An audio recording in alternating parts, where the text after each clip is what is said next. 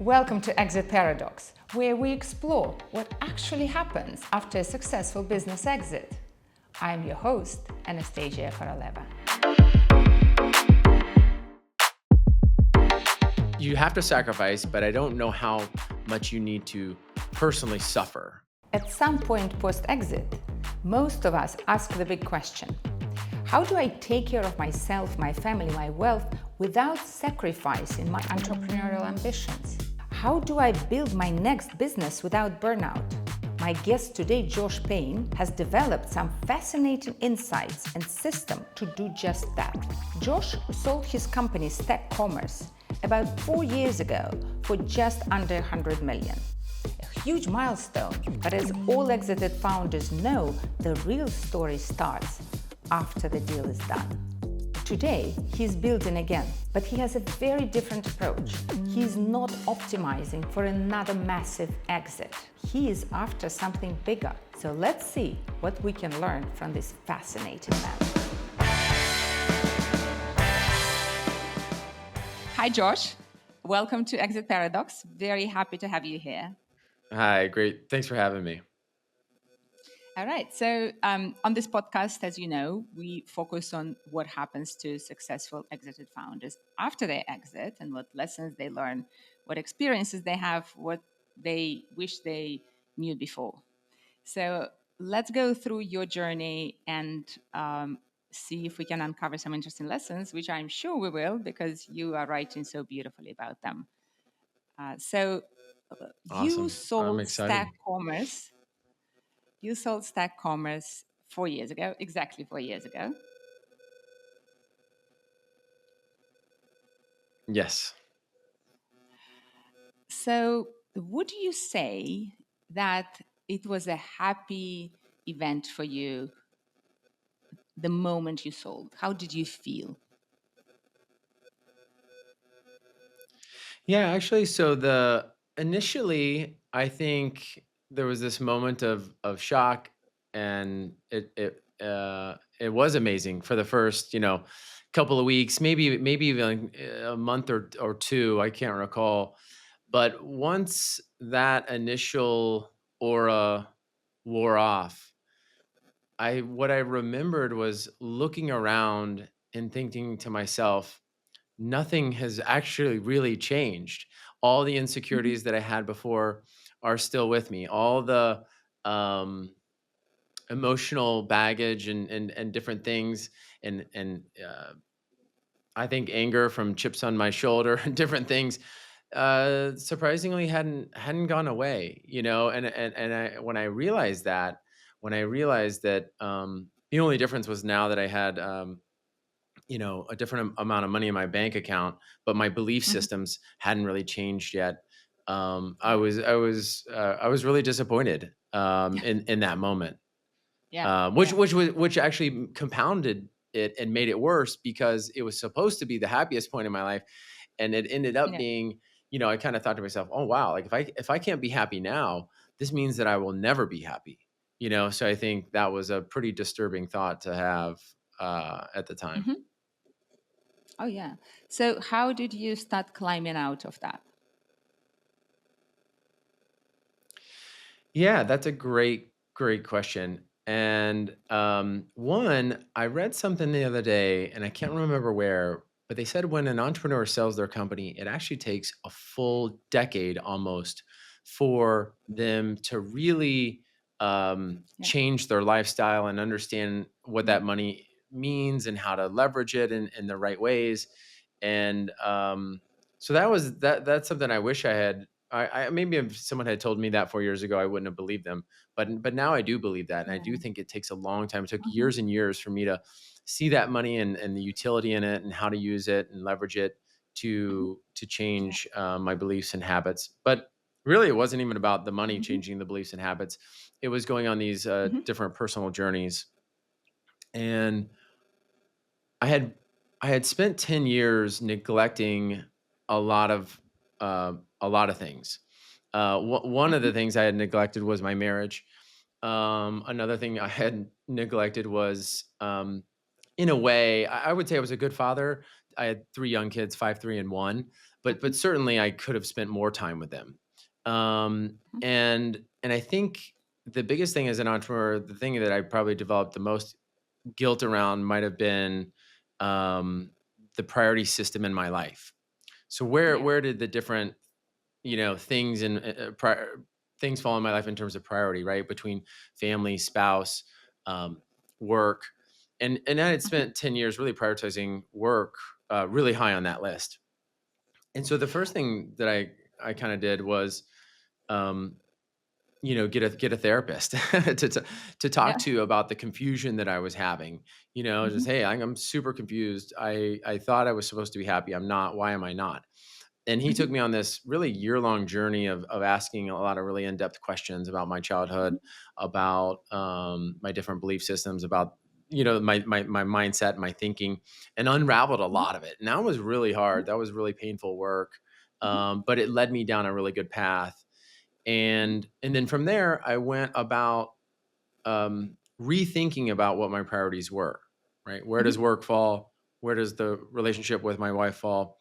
Where does Yeah. the relationship with my kids fall in the priority system? How do I want to dedicate that time? It's not just about time spent, it's about the quality of that time, the intentionality of that time. Yeah. So we after some time I actually decided that it was time for me to walk away from the company, Mhm. and that was tough from an identity perspective, but the right thing based on the new priorities that I had. And I took my family on this 12-week long trip to Europe, and again, our Mhm. kids were 5, 3, and 1, so they were very young, and that was not a easy thing to do, but certainly Mhm. helped by the money. Yeah. Um, and that trip was incredibly healing, not Mhm. because just because it forced us to all be in the same place at the same time. Mhm. There was no dad's going to be over here, kids are going to be over there, Mhm. or mom's going to run the show. It was like we were all in the same boat all the time, every Mhm. day, all day, Mhm. doing the same thing, and it was this great bonding experience. So that was another really big thing. Yeah. Um, and then the Yeah. last thing, and we can dig into this, each of these more, but the last thing was that I did.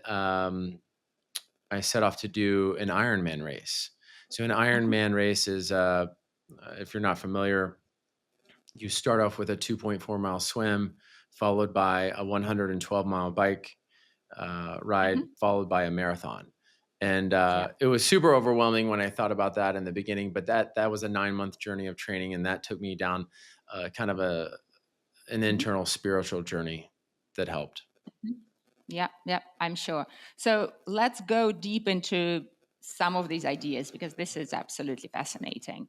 So, one thing I have to mention is that those long trips with families, I found them to be healing for lots of exited entrepreneurs, but also what they do, they break this momentum we have for quite a long time after we exit the business. We're still thinking about the business, we still have the same habits, the same patterns for a very long time. So doing something like this breaks that momentum and is very helpful in not getting stuck for longer than we have to in this decoupling with our business process. And this is the first thing I actually want to talk to you about. How did you feel in terms of you being disconnected from your business, divorced from your business, your identity, your habits, your daily structure? How did that feel and how did you go about that process?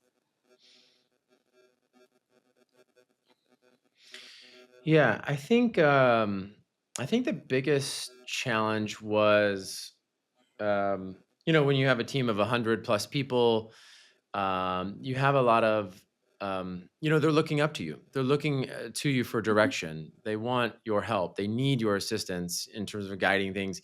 And so you have this sense of purpose. You're a leader. You're a leader. You're doing these things, and that feels Mhm. really good. There's a good feedback loop there. And so yeah, when that goes away, when that goes away, you do definitely feel that sense of sort of rudderless, or you don't have a purpose, and I think that is really challenging. Um, and so I think what I did is I replaced that lack of sense of purpose with new purpose. Mhm. And I was very cautious on replacing it with a new business. Mhm. Um, and I did end up doing some things in business, but I sort of delayed it 6 to 12 months.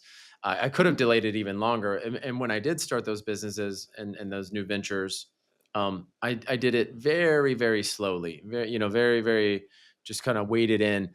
But I really, Mhm. what I tried to do was focus my purpose on the two big things that I mentioned earlier, which is rebuilding and deepening the relationship with my family, Mhm. not only my nuclear family, but my broader family too, my parents, my siblings, my nieces and nephews.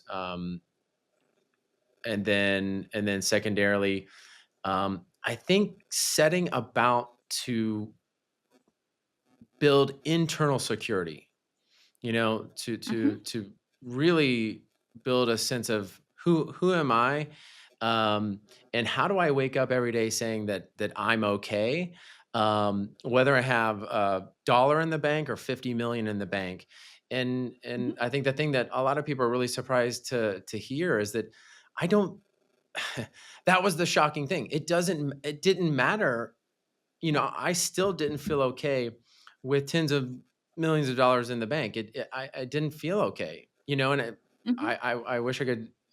It's not great to say that, but I didn't. And what I wanted to set out was to say, um, to find out you can be happy without money, and you can be happy with it, and you can be Mhm. unhappy with money, and you can be unhappy without it, right? And I think those things are true. And so what I wanted to do was to find out how to be happy all the time with or without money.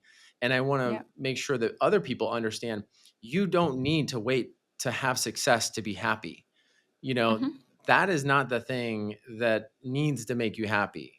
There are many Yeah. other things that you can find fulfillment, contentment, joy, along that journey, and you don't have to withhold love for yourself or others until some moment because you think it sharpens you. Josh, let me ask you this. Do you think you could have built a successful company without sacrificing your personal life, your mental health, your health, all of those things you are now working to restore?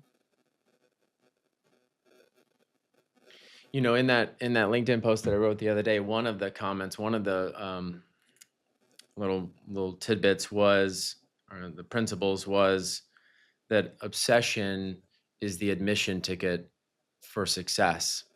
And I do believe that. So sacrifice Mhm. is a part of success.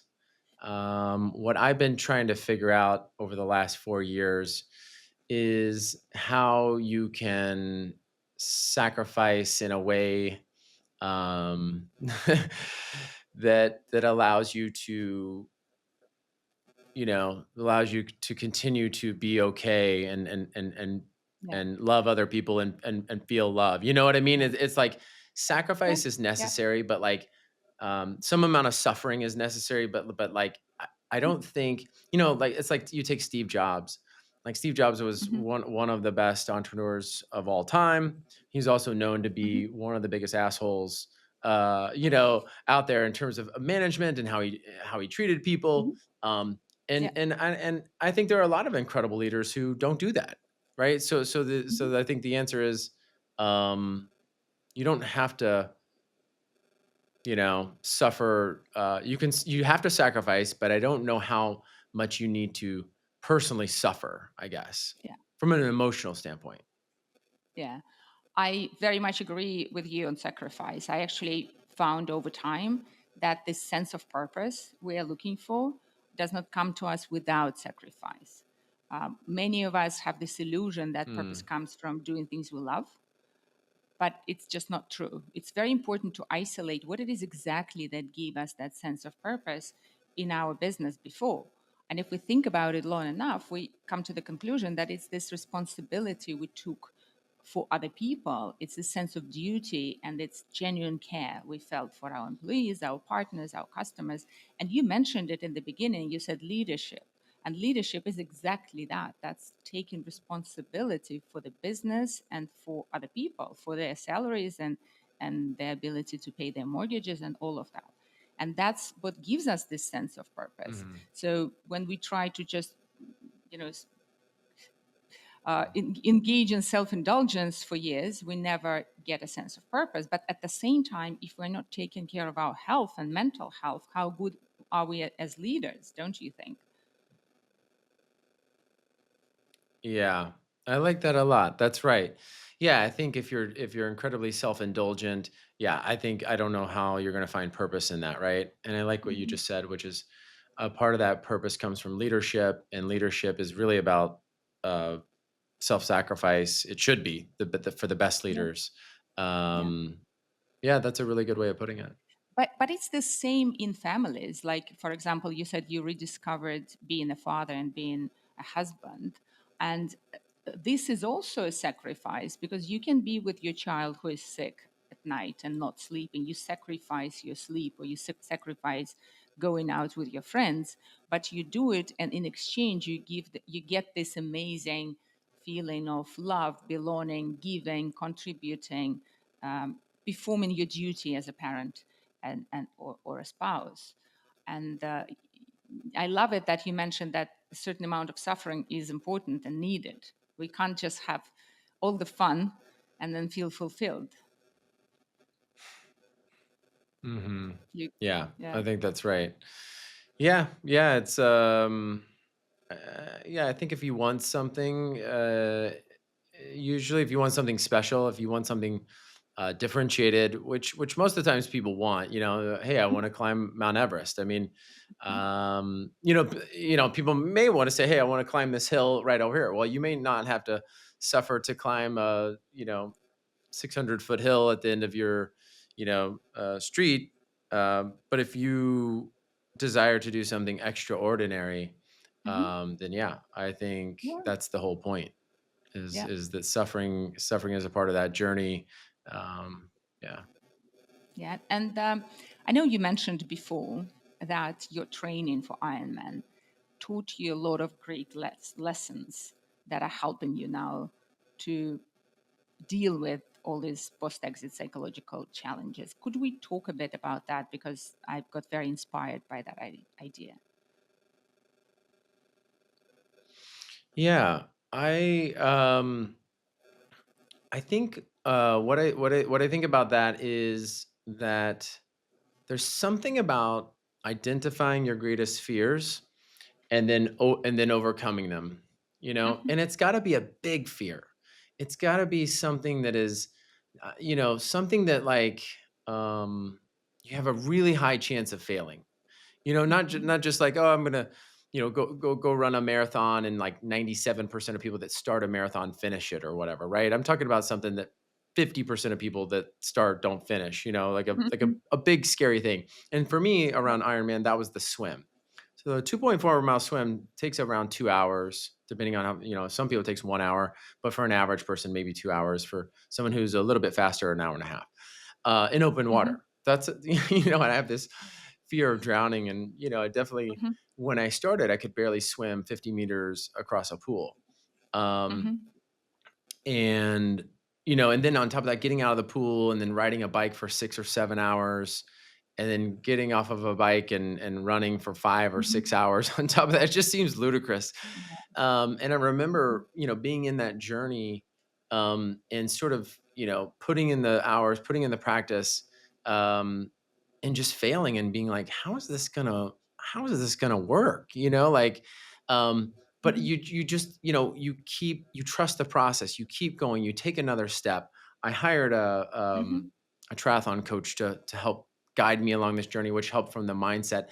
And one of the days I can Hmm. remember, I was supposed to do a 3 hour workout, but my kids were um, had a fever the night before, and I got like 3 hours of sleep, and I just woke up and I was like, there's just no, I texted I'm like, there's no way, it's 6 o'clock in the morning. I'm supposed to go run 3 hours a day. And he's like, just get out, tie your shoes, and he's like, go for 45 minutes. Just get out for 45 Hmm. minutes. And I think I ended up running like maybe an hour and 15 minutes or Hmm. something like that, because I was tired and whatever. And he came back and he gave me a huge high five, and he's like, you overcame that challenge. It wasn't perfect. You didn't hit 3 hours. You didn't do exactly, but you adapted in that moment. You overcame the obstacle, Hmm. and that led to you making progress. And one Yeah. of the other sayings that I have is lower the bar, raise the execution. And as you Hmm. in doing that and saying, hey, I don't have to get 3 hours to do anything here. I don't have to run 3 hours to get anything. I can run an hour and still get something and build momentum into the next Hmm. workout. All of these little wins pulled together and led to that finish. Me crossing that finish line 9 months Yeah. later. And when I did, I felt invincible. I felt like, wow, Yeah. I can do anything. And I Hmm. talked earlier about going from being insecure to being secure. Yeah. And that Ironman journey somehow helped me build confidence and Hmm. belief in myself that I could set out to do anything I wanted to do. And once Yeah. that seed of a thing germinated in me, it helped. I could translate it from Ironman to other things. That's amazing. I think it's such a beautiful story, and it sounds like your coach really knew what he was doing. Yeah, yeah, I think so. And yeah, and he's a younger guy. He's young, quite a bit younger than me, but this is what he focuses on, and yeah, it's been super Yeah. helpful to have someone with a third party perspective, a trainer, if you will, to guide me. So, how long did it take you from that moment when you could only swim 50 meters to actually doing an Ironman and finishing? Yeah, the whole process for me on the first one was about 9 months. Hmm. I mean, I think you could do it in less time and get a slower time or get a time that wasn't your best. But I think if you really wanted to go from zero to finish, you need 6 to 12 months, I would say. But if you're Hmm. a very fit individual who's already running marathons and things like that, you could probably do it much less time. Are you going to do it again? Well, I've done two. So I did two. I did Yeah. one the next year again. Hmm. Um, I probably will do more. Yeah. I attempted. Speaking about doing things that you would actually fail at. I attempted to run a 100-mile ultra marathon last Hmm. year, Yeah. and I did not finish that race. And that was actually the first event of any kind that I can ever think of that I did not finish, Hmm. which was really kind of cool. Yeah. That we really entered action with boldness there and just said, "Hey, like we're gonna go for something that I don't even know." And the fact that I failed like shows that I picked a goal that was truly hard. Hmm. And the other interesting thing that I learned in that 100-mile race of not finishing was that I had an incredible time. I had Hmm. so much fun training, and Hmm. the experience of being out on the I'll call it a battlefield instead of a race field with my friends that I was doing this with was incredible. And Hmm. finding joy in failure. I mean, that was pretty Yeah. cool. I don't like to fail, very competitive. But the fact that I enjoyed the journey without the destination was also a new experience for me, and I appreciated it. And so this year I'm setting out to do a 50-mile ultra marathon. Hmm. Right. And now I want to hit that bar and then build Hmm. on that. So last year, maybe set out to do a little bit too much too soon, but Hmm. I don't regret it. Um, Yeah. yeah, So, Josh, what is the sense of purpose for you? Where are you getting it now besides your family? yeah, that's a really good question.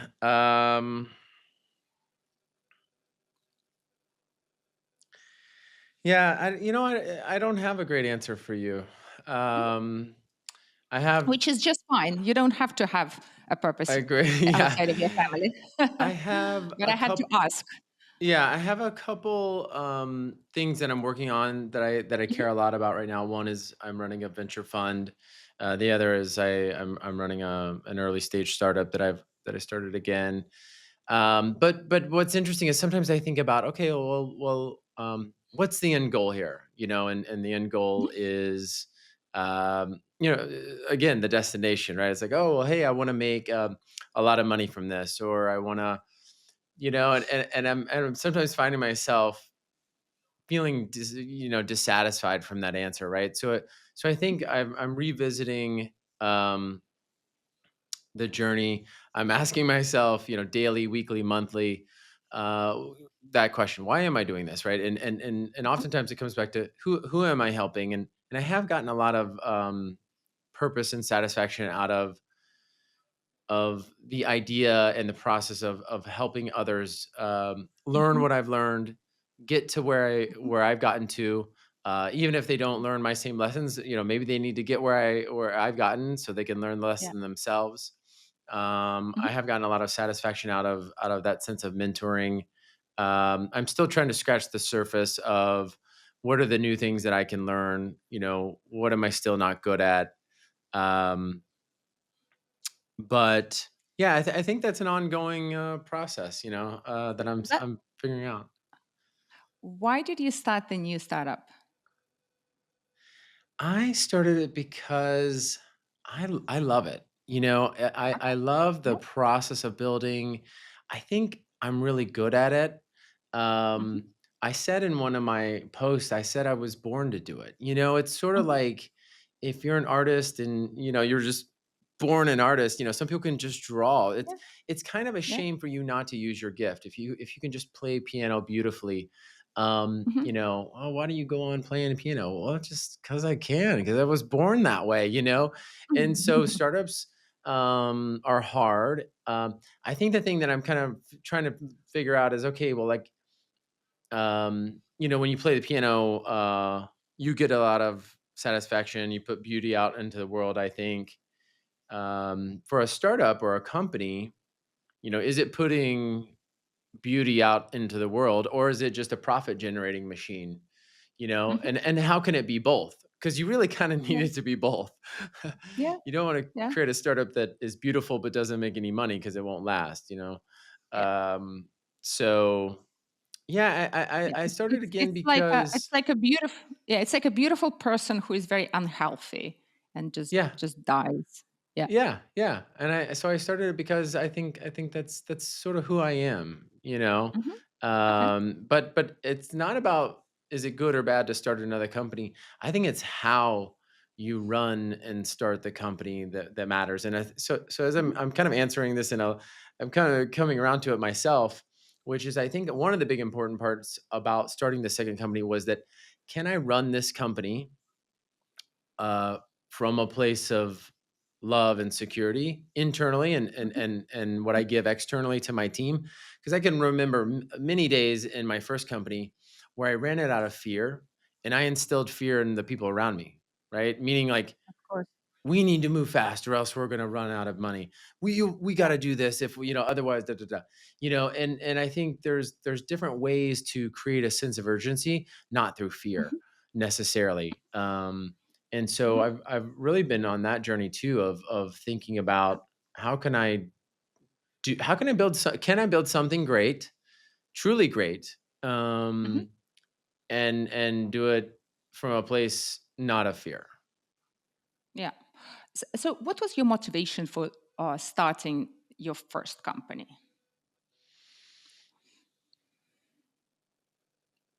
uh I think, I think it, for right or for wrong, I think it was a lot of,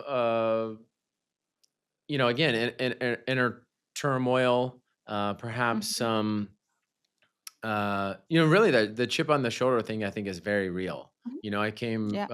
Definitely. from, I'd say, lower middle class income, type of family where, we were fine, but didn't have a lot, Mhm. and sort of felt like I didn't belong a lot of times in my Mhm. community or with friends, or um, and felt like an outsider. And I think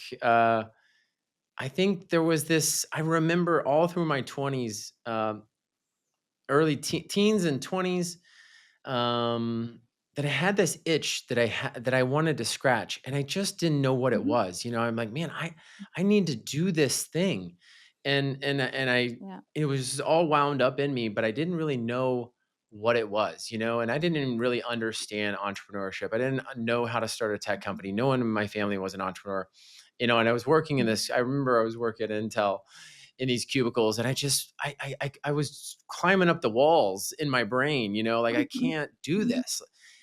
Yeah. Um, and when I was 25 or 26, I still didn't know how to start a company.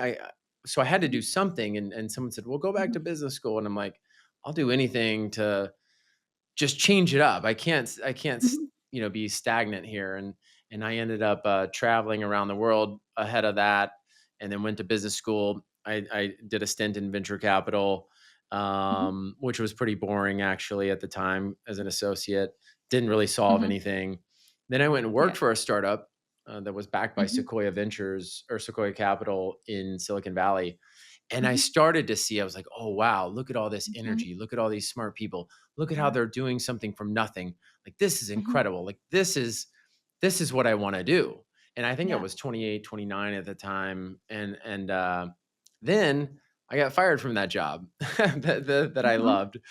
And so yet again, I didn't, belong, but it was really great. It took me a decade, but I knew what I was meant to do earlier, but I didn't know how to do it. And then I started to Mhm. slowly find the process and the tools and the people to create that first company. And I launched it, I think like a year or two later is when I launched StackCommerce. Mhm. But again, the short answer is I had to. I had to start that company, you know? And that's how you feel now as well, that you have to just do it. You have it in you. And how I feel now is somewhat similar. The first time is I had to do it to prove to myself something about that I Mhm. could do it. And I Mhm. guess this time it's I have to do it to prove that I can do it, not make more money. I don't care about that. To do it in a way that is sustainable, Mhm. intentional, Mhm. with clarity, and with joy. Like, can I do this really, really hard thing that Mhm. I tortured myself for 10 years last time? Can I do it in a different way Mhm. that for me gets a high quality outcome, or actually I don't like a high quality we have a high quality journey that benefits a lot of people, and I can do it in a way where I can lead, um that I'm really proud of. And how do you envision that? I imagine it would be a better balance of business needs and self care. But what exactly is your plan for now? Because I understand it's an experiment to see if it works or not. Yeah, I think it is. Yeah, I think, with more experience, I think having more experience, you can be more efficient. Mhm. And yeah, I think in this startup, purposely chose to bootstrap it and not raise funding so far, Mhm. because I felt like that help me maintain, live within my expectations and requirements. Um, but in terms of our performance, we've outperformed companies and startups that have raised a lot more than us, Mhm. for the startup that I'm running. So, um, yeah, I think it's about, I don't like that word balance. I really like the word, I would say, almost integration. Like, I like how Mhm. I've integrated my work into my life. I like how I've integrated my family into my Yeah. work or my passion. Mhm. I traveled for 2 or 3 months, abroad this summer with our family, and stayed working, and the Mhm. work was fine, right? And family was fine. Yeah. And so I So like I you're like that vision. exploring. So you're exploring to see how it feels and whether it's going to work for you. Yeah. Yeah, and I'm Mhm. not tying a I don't need, look, if in my soul, my goal was to create a billion-dollar company, and I would be unhappy if I didn't, then Mhm. this would be a different conversation. I would be prepared to sacrifice, everything for the goal of creating the next Apple or the next NVIDIA. But I don't that's not really what I wanna do. I don't really wanna create the next NVIDIA or whatever, Mhm. I'm I'm on a different journey, and I'm okay with that. I mean, Yeah. if I end up creating a $1 billion company, great. I'm not gonna turn away from it, of course. We're gonna lean into Yeah. that. But in order to feel good about myself, in order to feel good about what I'm doing, Mhm. I don't really need that either. Yeah. I kind of came up with a description for my feeling that I wanted from my next thing after I experimented for 13 years. And that formula was I wanted to feel that I'm contributing at my very best. Because for me, that includes the feeling of growth at a pace that makes sense, but very Mm, holistically. And at the same time, feeling that I'm doing every day as a process, I'm giving something meaningful. And that formula really works for me, but it took me a very long time to come up with it through lots of failed experiments. yeah.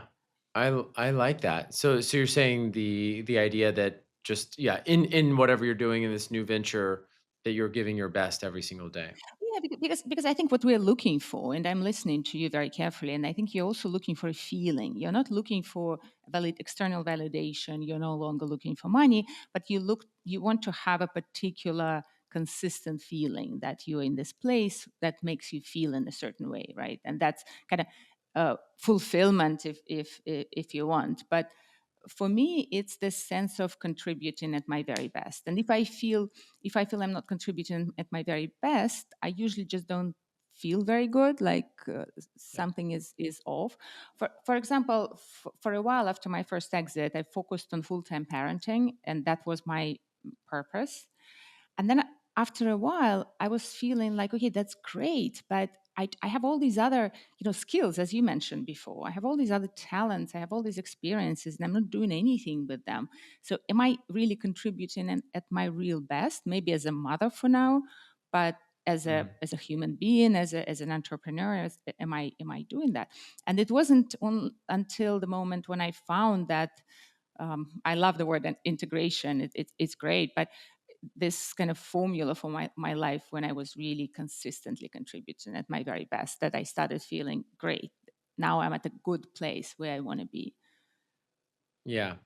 Yeah, and the one rub that I've found in that is I was just thinking about it this week. I'm really dedicating myself to my family more than ever. I really have enjoyed writing. I've been writing a lot on LinkedIn and Twitter and doing Mhm, some podcast, and that's taking up a good amount of time. I still really enjoy fitness, so I try to get outside and do some fitness every day. I'm investing through my fund and I have a startup. And mhm, sometimes, I'll say to myself, man, I am not showing up very well um, for my company right now, And it's like, well, mhm, man, you jabbed in these like 6, 7 other really high priorities. mhm, And that is a difference between this startup and the last one. The last one, it was like I cleared the deck. There was very few priorities other than the company. mhm. Um, and so I could show up and really kind of give a lot, and was it my best? I mean, I don't know. I definitely was focused on it. And so in this one, sometimes I don't think I'm giving my, I don't think I'm showing up. I don't think I'm doing as well as I could do necessarily, but I Mhm. put so many things on the plate and I'm like, oh man, maybe it's time for me to pull some of those things back. But it's Yeah. really hard because I love the idea of doing them all. Yeah, but at the same time, if you want to have a good amount of fitness in your life, right, and that seems to conflict with your ambition for your business, you can say, okay, but I actually need to be fit to contribute in my business at my very best, Mm, right? So as long as we right. can reframe these things to align them with just this sense of contributing in different roles, then okay, we keep Mm. adjusting. It's a flexible enough system, but you don't necessarily have to have conflicting priorities that much, right? Yeah, But I like that it a does lot require actually. And constant. yeah, I was just gonna say real quick, I do think that all the things that are on my plate do really contribute to one another. So I do Yeah. like that. Yeah. And I think that's so That important the because word that's what, reframe. yeah, we were not very good at that in the first business, right? Almost none of us. I meet sometimes, usually Europeans, the French and the Italians, Germans seem to be much better at balancing life with everything else. But for the rest of us, it's very hard. But after an exit, Yeah. if we can actually think through this and be very intentional next time around, it may be better. You know, the reason I asked you about why you started another business is because I've been looking into why such a huge percentage, it's actually statistically 70% of sequels fail. Like if you think about it, we sell a Mm. company, we have all this experience, we have all these investors who now trust us with their money. It's much easier to raise money. We have connections, like we have all the ingredients. Like, shouldn't we do better than a 70% failure? And when I started like really analyzing the situation, I realized that one of the reasons is the timing. If we rush into a business too early, before we Mm. learned our lessons and rebalanced emotionally, the quality of our decisions is so poor, that actually worse than it was before in the first business. And that's one of the big That's an interesting reasons. point. Yeah, that could be a really big reason. I mean, I think the other reason is uh, before, I think you were on the first one, you were willing to sacrifice everything. And on the Mhm. second one, are you willing to sacrifice everything? I mean, some people are and some people aren't. I think I read somewhere somewhat famously that Elon Musk on his second venture, which I think maybe Twitter was the second thing, or not Twitter, Tesla was the second thing, or maybe PayPal was I think PayPal was the second thing he did. And whatever he made from the first one, he put into Yeah, PayPal, yeah, or the yeah, predecessor to PayPal, whatever, X or whatever it was called. And then when I think he made a couple hundred million from PayPal, and then yeah. he put that all into Tesla. you know, Of course, yeah. so when I think about this startup, I haven't put everything that I made from the first one into the second one, and um, I don't know. Maybe these founders who are creating second companies are not making it because ill timing. I think is a good one. Meaning, like, hey, you sped into it, you didn't have a great idea, you didn't take your time. Mhm, mhm. And the other is maybe they're just not sacrificing as much. Well, I agree with you, but to me that I now have about 30 reasons why these sequels fail. And the first group is the Mm, timing. And the timing can be too early, as we just discussed, or it actually can be too late. Because if we wait for too mm, long, we create a support system for a very different lifestyle and habits and patterns. And also some of our skills atrophy, or we may lose confidence in those skills. So there's so much more to overcome to come back to a business. But the second group of reasons has to do with motivation. Exactly as you're saying, we are so hungry, we like willing to sacrifice everything for the success of the business. But what I found is that for people who are very, very successful actually are not hungry again financially. That's not the secret. The secret is that they've moved on to higher motivations. They are so much more motivated by other things, by the sense of duty or love or care or whatever it is, because nobody can claim that Steve Jobs or Elon Musk are actually motivated by money. It's ridiculous, mm, right? That's not why they're doing what they're doing, but they're so motivated, right? So it has to be like, I think that it doesn't matter why we start the first company, but it really matters why we start the second company. mm. That's interesting. I like that. Yeah, and the other thing, a lot of my reasons that I mentioned earlier were intrinsic and internal. And I think for me, it was also about starting to switch, and I would say I'm sort of like still in this switching it to being about other people, right? And Absolutely. external, and saying, Yeah. yeah, how can I help? And I think for me, um, it's kind of been on my team. Mostly I'm like, man, I really want to help the people that I work with closely to my Mhm. team. I really want to make them rock stars. I really want them to enjoy their careers. I really want them to be the best product manager or marketer or whatever, and feel that feeling of balance of putting in the sacrifice, putting in the work, and then Mhm. seeing it, benefit on the back end. And I think that's been a big one Mhm. for me. And then it's, continuing to extrapolate it out to partners and customers and further and further. Yeah. But I think this isn't it a much better motivation, and maybe we need some time for this motivation to really grow inside of us, so we have the conviction and the drive.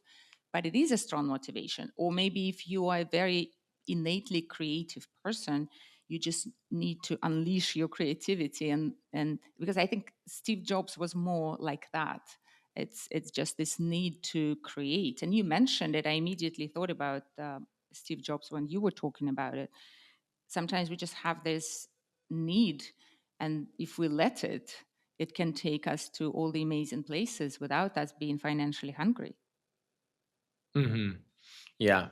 Yeah, exactly. I think sometimes there's just something inside of us that wants to continue on that journey, and yeah, well, Yeah, this has because been it's very amazing. scary to stop and look into the dark circle, dark corners of our soul, right? It's easier to just keep going with the same habits, patterns, and motivations as before, but it doesn't seem to work very well. Like what I see happen to exited founders a lot, really like a lot, it's so common, is that we jump, and I made this mistake too. We jump into the next business.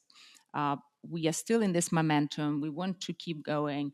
We think, oh, it's just who I am. I need to keep building. And then a couple years in, we completely run out of of motivation, because we had a bit of that Mm, tail of hunger and habits and all that momentum, and then dies off, and turns out there's nothing left to pull us forward. And it's so hard that we're like, why am I doing this? I don't need to do it. I and don't, I what? don't need to do it for the money, whatever our second business is, right? And people give up. There are so many Right. businesses that people just give up on voluntarily because they're no longer motivated. But oftentimes we've put so much of our own money and effort in it by that time that we just keep pouring more money into it without developing the real motivation to build that business. Right. Yeah, and is it about, I guess, for you or for others that you've talked to on that second business after a couple years, and you lose the motivation? Is the motivation regained, or and if so, how, what did that look like? It's very interesting because lots of people actually have to take a break at that point. Like you don't have that risk because I think you've done such an amazing job of letting yourself recover, reconnecting with the family, doing all these very nourishing, beautiful things to rebuild the basics of your life. But lots of people don't Mm, do it, and then they right. stop their businesses to go back. But sometimes it's like 3, 4, 5 years in, and then they're back to the moment where they should have been right after the Yeah. first step. Yeah. So I'm Right. very happy to hear Right. that you're taking this so intentionally. So Josh, what are the main other lessons that you've learned post exit that we haven't touched upon, that you feel you would share with someone who just exited? Yeah, I think, first is that it does take time for this to all hit you.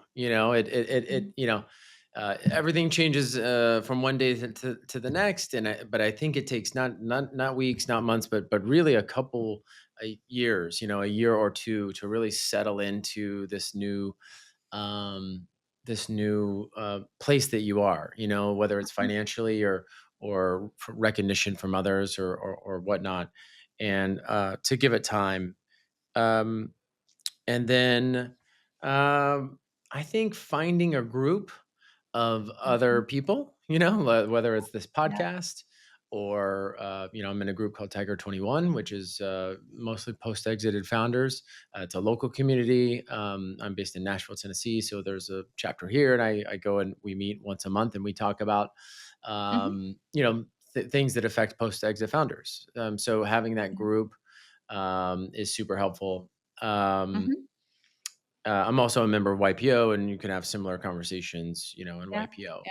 But I think having that Absolutely. community and seeking out others who are going through that same Hmm. thing is really important. Hmm. Um, and thirdly, I think I think everyone has something that they've withheld or not lived up to or been unbalanced in during the time that they've been running their company. And I would say, work to bring balance back to that aspect of your life potentially. Um, Yeah, it could be that very you important. haven't worked out in 7 years, or Yeah, yeah. you haven't gone on a vacation with your family in three Hmm. years. And I think it's a good idea to create a more wholesome, you and Hmm. and and and Hmm. come back. Otherwise, you could kind of burn out. Hmm. Hmm. And what your prediction would be in terms of the timeline? Like, how long you feel it should take people, or should they program themselves to just focus on this recovery, rebuilding, refocusing? Well, I think it depends on if you're working or not. So I sold my company. That I stayed working for the company for about a year, Hmm. and I think that kind of prevent that it was hard to find a lot of growth in that year Hmm. after, because I was still working at the old company. Once I quit, that really accelerated my ability to get into things. So if you had the opportunity to not work, right after the Hmm. exit, then I think Hmm. you know maybe 1 year, something like that. I Yeah. think if you're still working, your identity is still tied up in the old business, but you don't own Hmm. it. There's some Hmm. complications there. It could take a couple years, for you to really Yeah. have the time and the space. I think not working is the key component.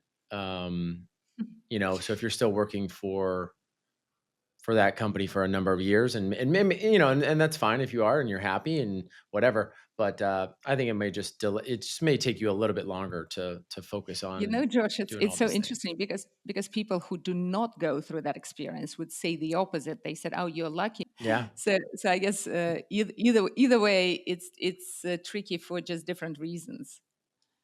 right. That's right. I think it's tricky for different. That's right. That's funny. Um, Well, this has been amazing. I'm glad we were able to do it. no, absolutely, Josh. Can I ask you a couple more questions? Because, for example, in Uh, Tiger 21, the one of the biggest questions is how do we raise kids with wealth? Do you have a right. position on that already? And are you aligned with your wife on the topic? Yeah, and I got to run here in a couple of minutes. Just Ah, have okay, a okay, sure, call here sure. coming up, but um, yeah, the question about, kids and money, we both came from similar means growing up, and Mhm. so I think it has been really important for us. We still have a lot of spending habits from the before times, if you will, Yeah. and I think we try to impress those upon our kids. And even though we have the means to spend on certain things, we often don't. And again, that's Yeah. out of principle, and I think teaching lessons to kids. I think it's helpful, Mhm. builds resilience. But yes, in Tiger, we spend a lot of time talking about how to raise healthy kids, Mhm. with means, Yeah. and how to. Oftentimes, my thought has been, "Hey, this is our money. This is my Mhm. money, and Erica's money, Mhm. and my wife. This is our money, and you're going to make your own money." Yeah. It's sort of been we haven't obviously talked about that. My kids are very young, but Yeah. that's how I've sort of thought about it as they get older. That I Mhm. will impress upon them that they're going to have to go out and find their own way, and I'm going to help them in certain ways, but certainly for them not to expect um, some windfall someday. And the reality is we don't know exactly what we're going to do, to be honest, but that's sort of the mentality that we've wanted to have with Yeah. our kids. More entrepreneurial than um, the mentality of people who are waiting for inheritance, right? Yeah, exactly. It does feel very scary that that it could stunt their Yeah. own journey, right? Of Yeah. growth, of Yeah. motivation. You rob them of the feeling that they need, to go out and produce. Absolutely. Um, yeah, Absolutely. yeah, Josh, thank you so very much. I'd love to have another interview with you in a couple of years to see how you progress. I love that you're moving so fast in that first decade, first post exit, having all these amazing thoughts and wisdoms. Thank you so much for yeah. sharing it. I would love to chat again. Let's do it again. All right. Okay. Thank you. Bye. All right. Thank you. Um, Bye bye.